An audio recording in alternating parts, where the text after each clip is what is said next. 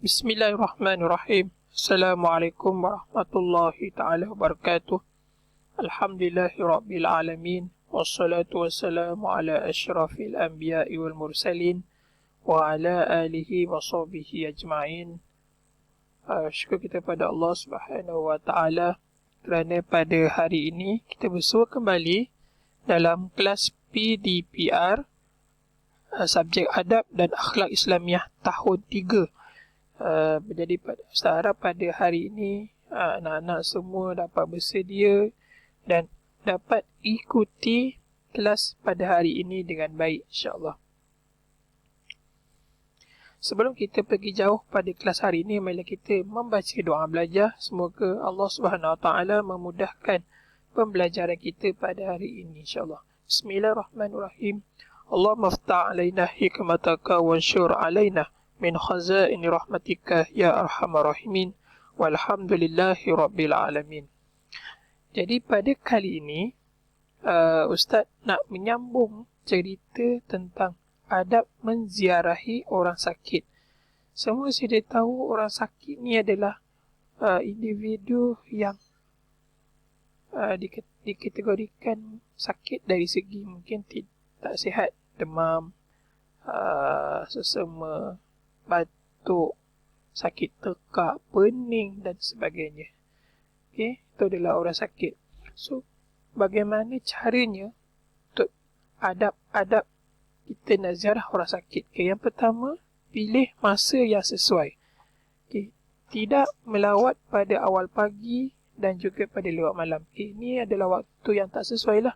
So, yang paling sesuai bila kita nak lawat pesakit ni, apabila contoh dia berada di rumah lah, macam mana kita nak lawat dia? Yang pertama, kalau boleh waktu tu biarlah sesuai.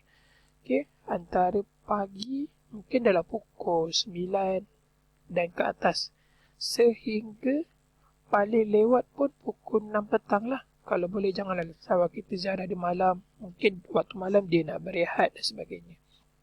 Okay, itu kalau kat rumah. Yang kedua, mematuhi peraturan di hospital. Ini kalau ziarah orang sakit di hospital. Okay. Contoh yang pertama, ikut waktu melawat. Okay. Waktu melawat kebiasaannya di hospital antara jam 12 tengah hari ataupun pukul 5 petang. Itu waktu dia lah. Okay. Dan nak pula kalau musim COVID-19 ni, kita tidak digalakkan untuk ziarah pesakit di hospital lah. Okay, mungkin takut kita ziarah dia, kita buat penyakit kat dia. Itu paling ditakut lah. Okay. Sekarang ni, waktu ni. Yang kedua, menjaga kebersihan. Ini sekiranya kita lawat pesakit di hospital, kita nak jaga kebersihan di sekitar katil pesakit tersebut. Kalau boleh, janganlah buat sampah di situ. Okay. Kita makan atau perokok depan ni, tak elok lah. Okay. Jaga kebersihan dia. Yang ketiga, tidak membuat bising. Ini terutama kalau kita ziarah bersama dengan anak-anak kecil. Okay, budak-budak kecil ni yang bising, gaya ke hospital kalau boleh. Dan hospital pun melarang budak berada di dalam kawasan ward. Okay, mengganggu ketenteraman untuk pesakit rehat. Itu memang tak digalakkan lah. Okay. Seterusnya, mendoakan pesakit. Mendoakan pesakit ni ada doa-doa tertentu yang digalakkan. Okay.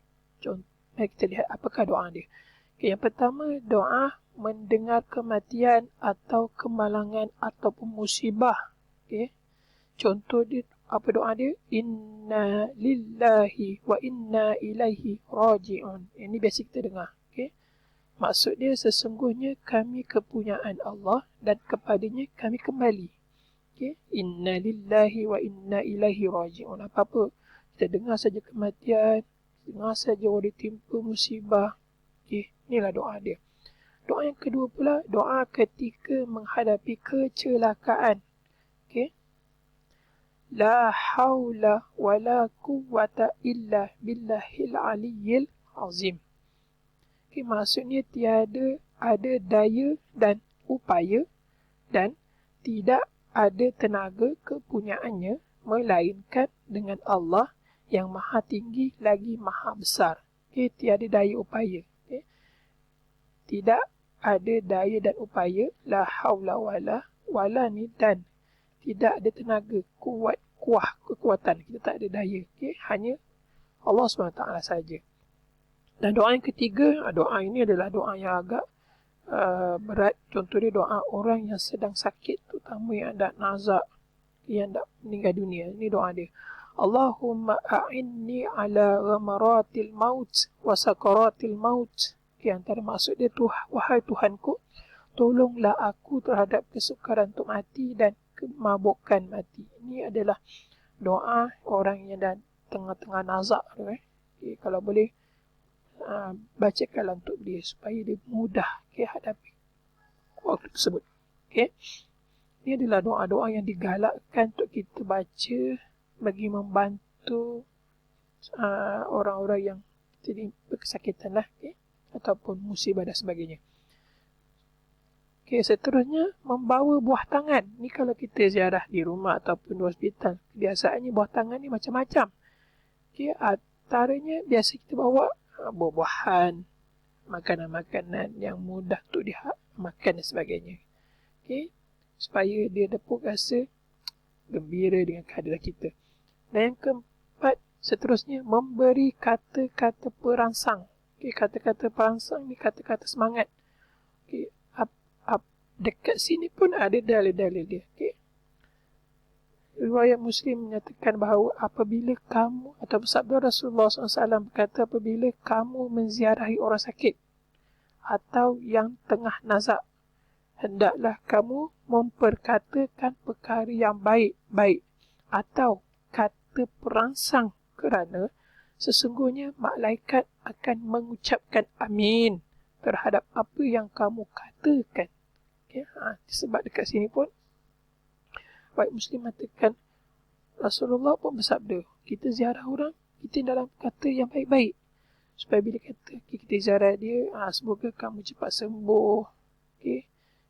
Dekat situ dah, bila kita cakap je macam tu, dia akan rasa semangat. Dekat sinilah malaikat akan mendoa, mengaminkan apa yang kita cakap.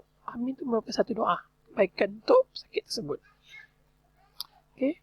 Dan seterusnya, membantu penuhi keperluan pesakit dan keluarganya. Okay, bagaimana kita nak membantu? Mari kita lihat. Okay, dengan cara yang pertama, membawa pesakit mendapatkan rawatan. Ini yang boleh kita lakukan lah. Kita bawa pesakit, contoh dia dah tak sihat ke demam, kita bawa ke klinik. Itu yang kita terdaya lakukan pada keluarga tersebut. Yang kedua, mengambil berat kebajikan keluarga pesakit. Yang ini macam mana kita ambil berat kebajikan? Mungkin kita boleh belikan ubat daripada luar. Boleh kita bantu menguruskan keluarga pesakit tersebut. Dan yang ketiga, jangan makan makanan yang disediakan untuk pesakit. Jangan makanlah. Okay. Contoh kalau dekat hospital dah ada waktu untuk makan, dibagi untuk makan, kita pun sama makan makanan pesakit. Tak baik. Kita kalau nak makan, keluar daripada hospital, kita makanlah. Okay. Bila kat hospital kita ataupun kat rumah, kita bagilah betapa pesakit itu makan dengan selesa, rehat dengan selesa. Okay. Seterusnya, mempamerkan kasih sayang. Yang ini biasanya apa yang kita boleh buat, jaga tingkah laku dan percakapan. Bila dekat sini, pesakit akan rasa sensitif. Bila kita jaga tingkah laku, kita sayang dia, insyaAllah pesakit itu akan rasa selesa, okay, dengan kita. Yang kedua, ucap zikir dan syahadah. Semoga sentiasa ingat akan Allah. Supaya pesakit itu ingat Allah selalu. Okay. So, dia mengucap kalimah syahadah ke, so dia zikir ke. Mudah-mudahan pesakit itu ingat Allah lah. Dan Allah moga-moga akan sembuhkan penyakitnya, insyaAllah. Okay. Ustaz harap dengan sedikit perkongsian yang Ustaz bagi pada hari ini, moga-moga kamu dapat faham, kamu lebih jelas, dan kalau boleh, amalkanlah dari masa ke semasa. InsyaAllah kita akan bersua lagi pada masa yang akan datang. Sekian daripada Ustaz. Wassalamualaikum warahmatullahi wabarakatuh.